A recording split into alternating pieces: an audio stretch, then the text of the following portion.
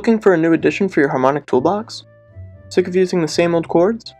Well, you're in the right place, because today I'm sharing some secrets about the diminished major 7th chord and its applications in Leonard Bernstein's Mambo from West Side Story. Let's get started.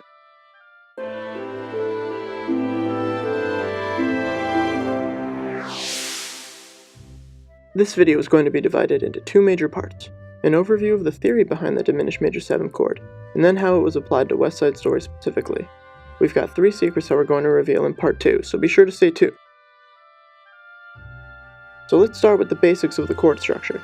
The diminished major 7th chord is a modified chord that doesn't occur naturally in any Western music key. As the name implies, it is founded by a diminished chord, or 2 minor seconds, with a major 7th on top.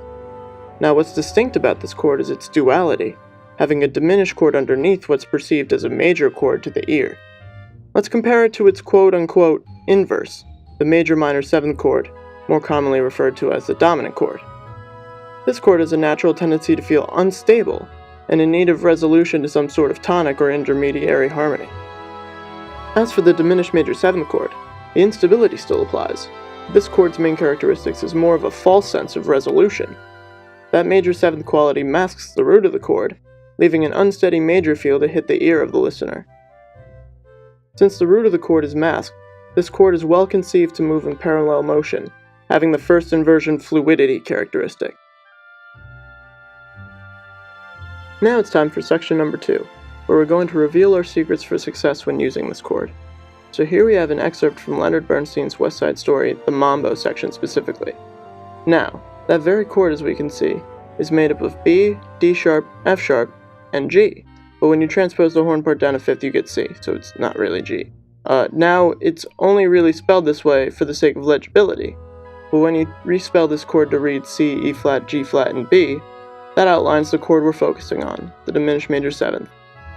The first key secret that's a little more surface level than the other two is the underlying strength embedded in the bass line. One could probably call this chord a B major add flat 2 in this scenario, since the second trombone takes on the bass line, which alternates in a tonic dominant fashion between B and F sharp. This same tonic dominant alternation carries over right into the ending bar of this phrase, with a CGC polyharmonic bass to end it all off. This is because the B major aspect of the chord plays right into the following F sharp minor chord, and they work as a conventional tonal operation without sounding that way. The second key secret of this chord is the parallel motion involved with the dissonances. Take away the bass for a moment, and you'll see that this is an onslaught of parallel tritones and fifths. Referring to that fluidity characteristic we talked about earlier, the trumpets are constantly in first inversion as their own system outlining the fundamental harmonies of this chord. This brings us to tip number 3, which comes from experience being in the pit myself, is to keep the dissonance balanced dynamically, which in this case is done through instrumentation in the horn part. If you are seeking an unstable major type sound, the dissonance should stay slightly lower in dynamic range in contrast to the 7th.